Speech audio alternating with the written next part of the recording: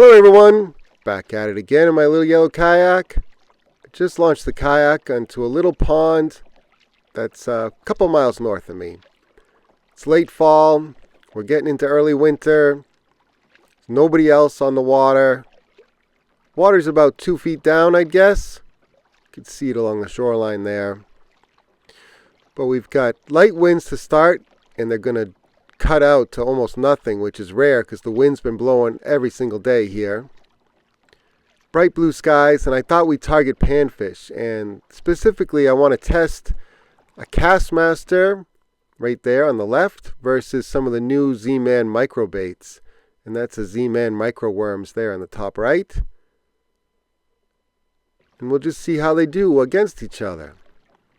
So like I said, the target for today is panfish. And this is going to be a completely unscientific study. I'm just going to hang a kastmaster off a little ice rod that I built over the side. And every once in a while I'm going to jig that kastmaster tipped with a piece of worm. See if we can't catch a few fish. And then I'm going to be casting Z-Man micro shads to start. And then I'm going to switch to that micro worms once the tail gets ripped off the micro shads. Here's a look at that Z-Man micro shads. It's kind of this blue chartreuse color. To me it looks sort of like a bluegill. And here's a look at the jigging retrieve. This is sort of how I would fish if I was ice fishing. And in fact that is an ice fishing rod that I built. It's a 34-inch rod based on a Sportsman's Direct Extreme Taper glass rod. It's kind of a mouthful. Basically it's a 34-inch glass rod. And I put some fly guides on it, oversized fly guides to resist ice up when I'm ice fishing. And every once in a while I'll take it out on a boat just to fish vertically too. And it works pretty well. Generally I'm fairly aggressive in my jigging motions. And then if you notice, every once in a while I'll pause or just shake the spoon. Give those fish a chance to eat it. And the spoon calls them in, and then you give them a little shake, shake, shake, or a little pause, and then the worm seals the deal. As I was releasing that fish, I got bit on the shad fries, and I think I swung on them right around here, maybe. Yeah, right there. And that's when he ripped my tail off. See, the tail's gone now. Those Z-Man baits are pretty durable, but the micro ones aren't as durable as the regular bass size, but it gave me a chance to fish the new Z-Man micro worms. And to me they remind me a little bit of the Rain's bubbling shakers. I don't know if you fished those yet or not, but those are great baits. The only problem with them is that they are very soft, which is good in the winter because it keeps lots of action in the bait even when the plastic gets cold. But they are not very durable at all. Even on a jighead, you know, the fish can rip half the body right off of the jighead. So I like the idea of these little Z-Man micro worms that'll be more durable than some other kinds of worms. And I got another fish on the kastmaster. That didn't take too long. That fish hit while I was trying to rig up the Z-Man micro worms, and I wasn't doing too much with the rod. You know, sometimes I just give it a little bump or use my finger to pull the line a little bit. That's 3-pound Fireline Crystal Ice fishing line as a main line and a 4-pound leader. What I noticed, I'm fast forwarding this part a little bit, is the Z-Man micro worms were hard to rig, or at least hard to rig such that they would still be straight when I finished. I'm fishing a 1/13 ounce Zapu Cocho jig head. That's another mouthful. And it's got a wire keeper on it. And that wire keeper was giving me a lot of trouble with the Z-Man bait. And I ended up switching jig heads to one that I had cut the wire keeper with a pair of side cutters off. So you just cut that wire keeper right off, and now it doesn't have a keeper, but it's so much easier to rig, and then I just super glue the bait onto the jig head. The other thing you could do is if you were fishing like a tin jig head, you could smash the collar and the barb down, and that'll be much easier to rig too.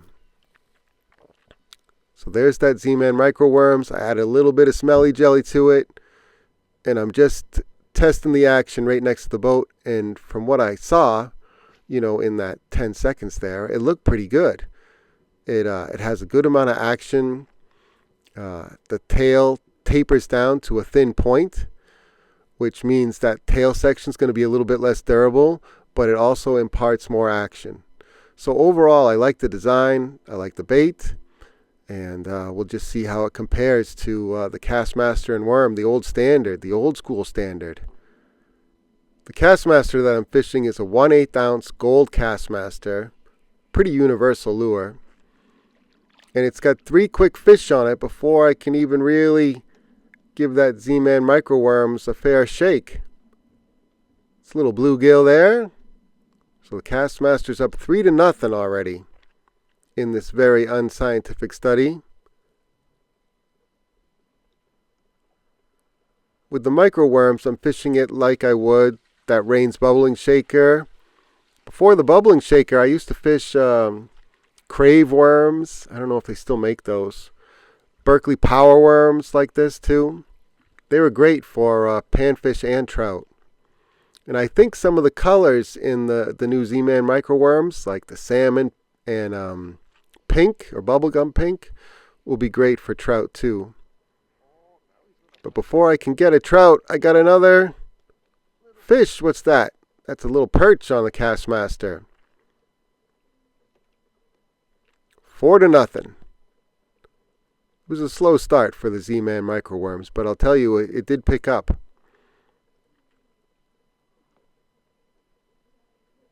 There he is, little perch. He's almost kind of bite-sized. Now you can see the wind's cut out completely.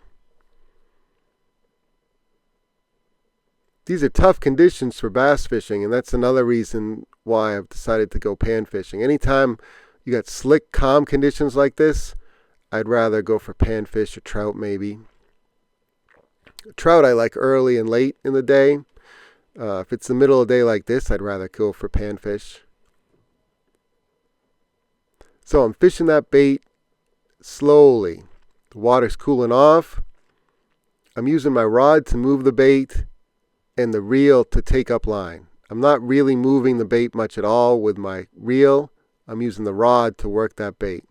And that keeps me from working the worm too fast. I'm just fishing it with short little hops off the bottom. And then I follow it back down, hit the bottom, reel in my slack, and keep going. It's a pretty slow retrieve, but these fish are kind of slow this time of year. And that's what it takes. That's what it takes to get them to bite. There we go. If I can land this one, I'll be finally on the board with the Z-Man stuff.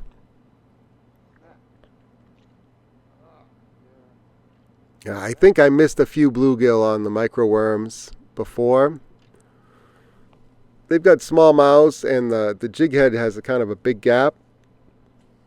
And so it's harder to hook the bluegill. It's really a better jig head for crappie and perch and other things like that. But I'm on the board with the microworms, so that's 4-1. Kastmaster versus Z-Man. The wind was kind of all over the place on this trip. Sometimes south, sometimes north, sometimes no wind at all.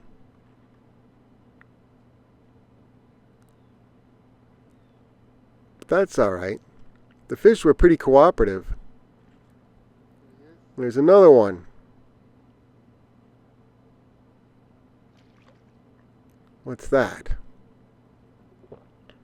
That's another bluegill. Kastmaster 4 fish versus Z-Man 2 fish. Closing the gap. Nice little bluegill. There's a look at the bait. Little chartreuse Z-Man microworms. They also had a yellow color. I didn't get the yellow color, but I think if you're in a place with maybe dark stained water, you need something really bold to stand out, that yellow might be a good color. I was thinking pink and salmon for the trout, but yellow might be a good trout color too. I just figured I'd get a couple colors to start and then see how I like fishing them, and I can always add some more later. Look at that, the ice rod's coming back. It's not giving up without a fight. It's a little better perch. 5 for the Kastmaster versus Z-Man with 2.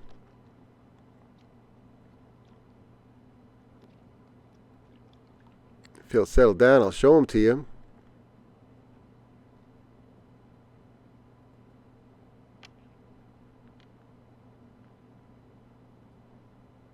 There he is. Nice little perch. Maybe medium sized. And there's the Kastmaster tipped with a worm. Got a little more wind right now. See how I'm grabbing the line and kind of working the jig with just my hand? Doesn't take much. Just want to get that spoon popping a little bit. Call the fish over. They stare at it a little bit, and then the worm seals the deal if the fish are hungry. That time I was fishing almost vertically, and I think on the next fish you'll see me do it. But if I'm going to do that, I push the knot on the line tie to the jig head forward, so it I guess towards the bend in the hook. And what that does is keep the jig and the bait more horizontal in the water. Nice little crappie. There's that Z-Man micro worms. Yeah, so watch what I do with the knot. I'm going to push it back towards the hook. It only takes a second. And then when I'm pitching it out there and fishing vertically, it'll stay more horizontal in the water. A lot of times fish can be picky about that sort of thing. If the bait is sitting at like a 45-degree angle or straight up and down, they'll look at it but they won't eat it. And you can see them on sonar doing this. So I always try to get my baits kind of fished horizontally if I'm going to be fishing straight up and down on them. And it seems to make a difference. And all it takes is pushing that knot back towards the hook after each fish. You just have to remember to do that. You know, once I found that crappie, I was thinking I might have been on a pile of them. I don't have any electronics, so this is a little harder to get on them. But generally, the crappie will be up a little bit higher than the sunfish or the perch. And if you can get them coming up towards your bait and the bait is hanging horizontally, there's a good chance you'll catch another one. Plus the wind's blowing me off the fish too. Anyway, the Kastmaster's at 5 and Z-Man is up to 4. We've got a horse race here. See you later, Mr. Crappie.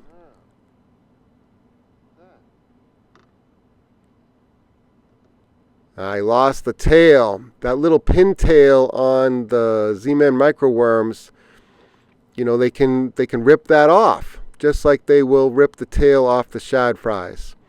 Now, it takes them a little while. They're more durable than plastisol baits, but they're not as durable as something like a Z-Man TRD.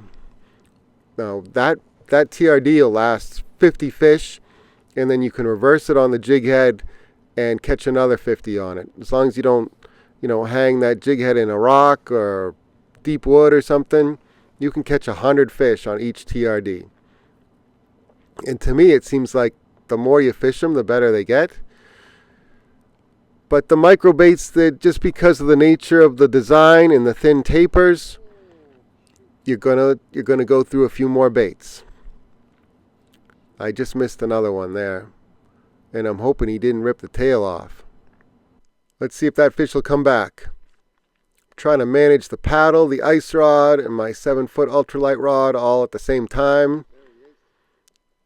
This has the potential to be a big mess, but so far so good.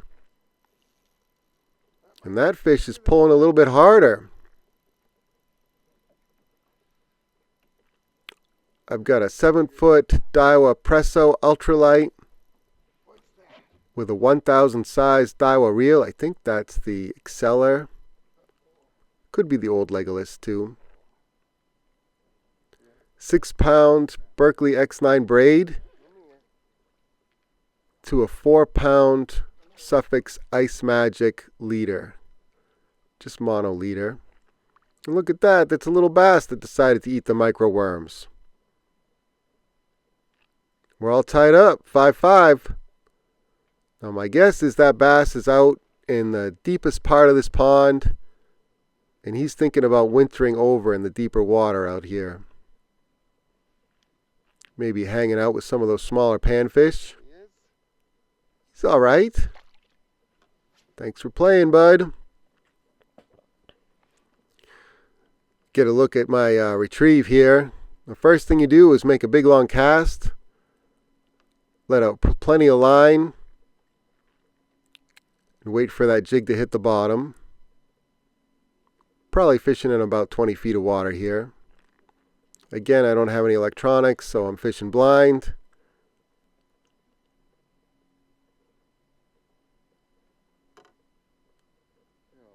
Something went after the kastmaster. See if that fish will come back.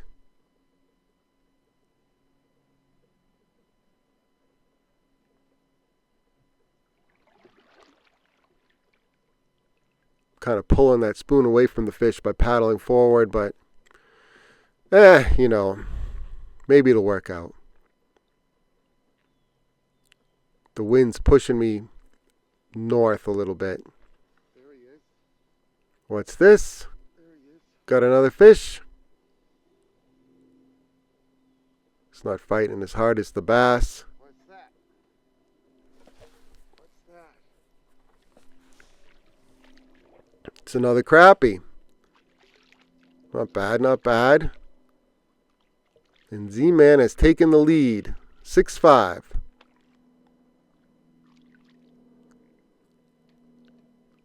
Let me get my thumb in there without stabbing myself with a hook point. There he is. Nice black crappie. And off he goes.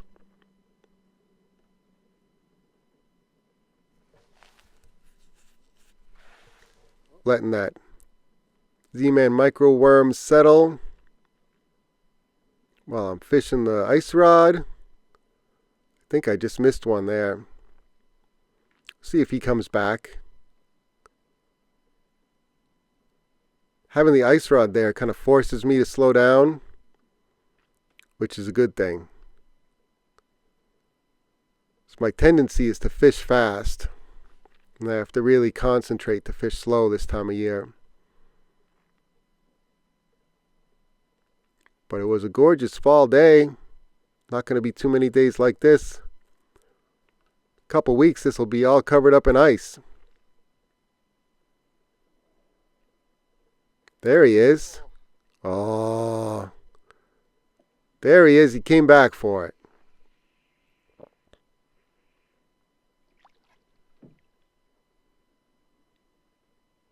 Yeah, sometimes those bluegill can be really finicky. There he is. 6-6. Well, I think this is a pretty good test of the Z-Man microworms. That it was able to keep up with the old school spoon, hold its own. And, you know, the kastmaster had some live bait on the end of it. That's kind of unfair. And the Z-Man microworms did very well. So that's a bait I'm going to be fishing more of, as long as we have some open water to fish. And I think that's going to be a winner. I'm looking forward to trying it for trout too, maybe in a few different colors. So thank you all for watching. I really appreciate it. Just like all my other videos, I'll list all the gear in the video description so you can duplicate what I was doing out here today. Hopefully catch a bunch of panfish wherever you might live in the US. I'll catch you on the next one. See ya!